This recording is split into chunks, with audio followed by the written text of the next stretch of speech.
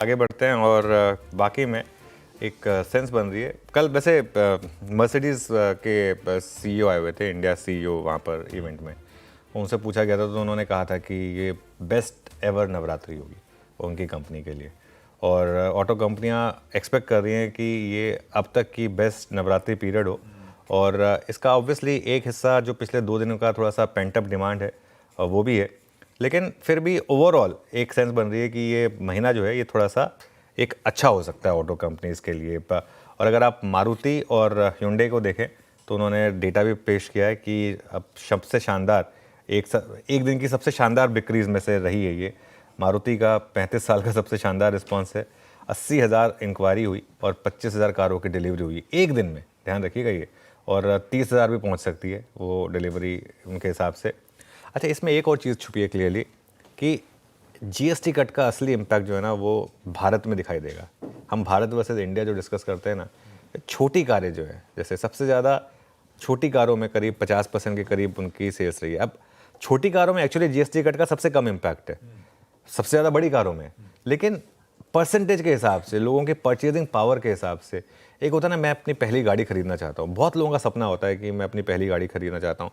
मुझे भी याद है जब मैंने अपनी पहली गाड़ी खरीदी थी और इतनी लेट डिलीवरी मिली थी मुझे, रात को मैं सबसे पहले मतलब मंदिर जाने के बाद उसके बाद उसको अपने बेस्ट फ्रेंड के घर पे लेके गया था कि नीचे आ देख मैं नई गाड़ी ली। हाँ, तो वो एक अलग ही अपना एक फैक्टर होता है।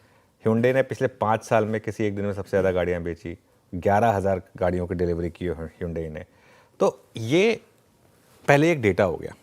अब इसमें ना दो रिस्क उभर रहे हैं आशीष, जो जीएसटी कट है उसके बाद, और ये दोनों के दोनों रिस्क जो है ना, मुझे कल जो मैं पूरे दिन उस इवेंट में रहा और जहाँ मैंने लोगों से बात की उसके बाद एक निकल कर आए हैं।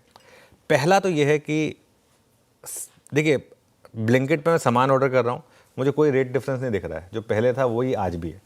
तो एक चीज़ तो क्लियर है, कंपनियों ने अब तक पास ऑन नहीं किया।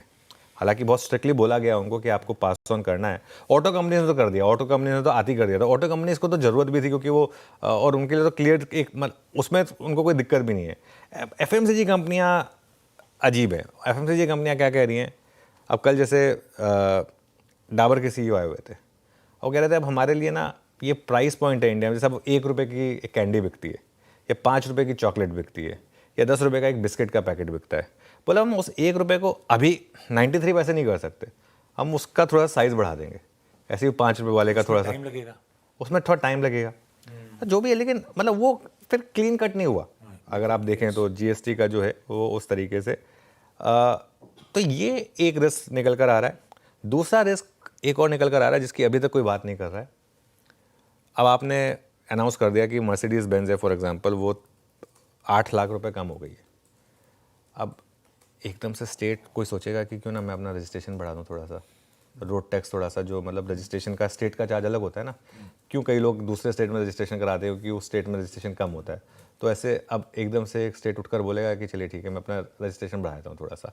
ये नहीं होना चाहिए। ये जितना बड़ा ये रिफॉर्म है ना, इसको फुल स्पिरिट में हर स्टेक होल्डर को, सेंट्रल गवर्नमेंट ने एकदम क्लीन वो आपको कर दिया है, हर स्टेट को और हर कंपनी को इसको एज इट इज़ क्लीन, मतलब अगर कंपनियां स्ट्रगल भी कर रही हैं तो जीएसटी कट को बहाना मत बनाइए अपने उसको इम्प्रूव करने के लिए, मार्जिन को इम्प्रूव करने के लिए। जितना जीएसटी कट हुआ है उतना प्राइस कट होना चाहिए, बस बात खत्म। इसमें इफ्स एंड बट्स का स्पेस या स्कोप नहीं है। जो जितना जीएसटी कट है उतना प्राइस कट इवेंचुअली, अगर वो नहीं हुआ तो फिर आप एक बहुत बड़े रिफॉर्म को स्ट्रक्चरली फेल कर रहे हैं फिर। तो इसके लिए ज़रूरत है कि उसको पूरा का पूरा पास ऑन किया जाए। थोड़े